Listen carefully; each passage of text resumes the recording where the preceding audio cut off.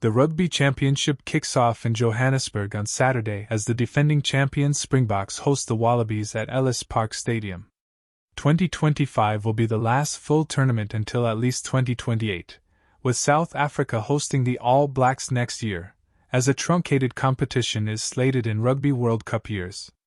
New Zealand have dominated the Rugby Championship throughout the history of the tournament, winning 20 of the 29 editions of the competition and its previous iterations.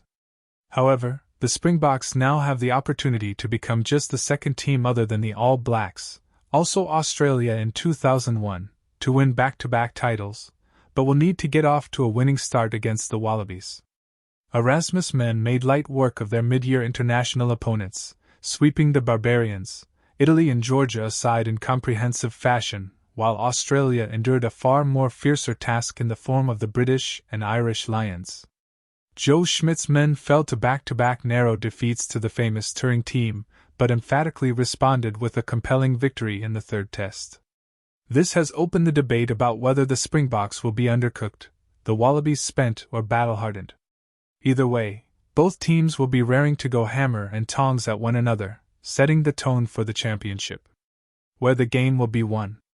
The breakdown has been the buzzword in the week, an area of the game that Schmidt is renowned to be a guru in, and Erasmus' back row selection points to it being a real area of focus in Egoli.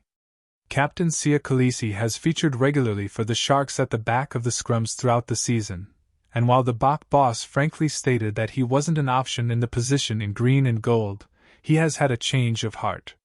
The selection call points to an intensified emphasis on rucks, with Marco van Staden filling Kolisi's regular spot on the side of the scrum.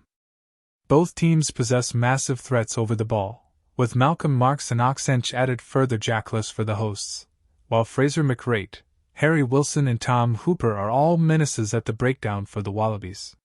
In matches this year, both sides have shown serious venom on turnover ball attack and have the pace and skill set to reproduce that again on Saturday.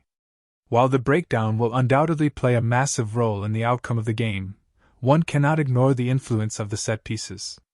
When these two sides met last year in Australia, it was the scrum and lineout that really spearheaded the Springboks' charge to victory.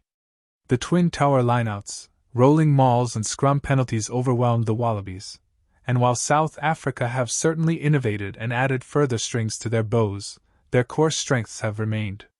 The forward pack remains a destructive force in the set pieces, and as shown with their ploys against Italy, are still hellbent on taking the fight against the opposition into the gutters.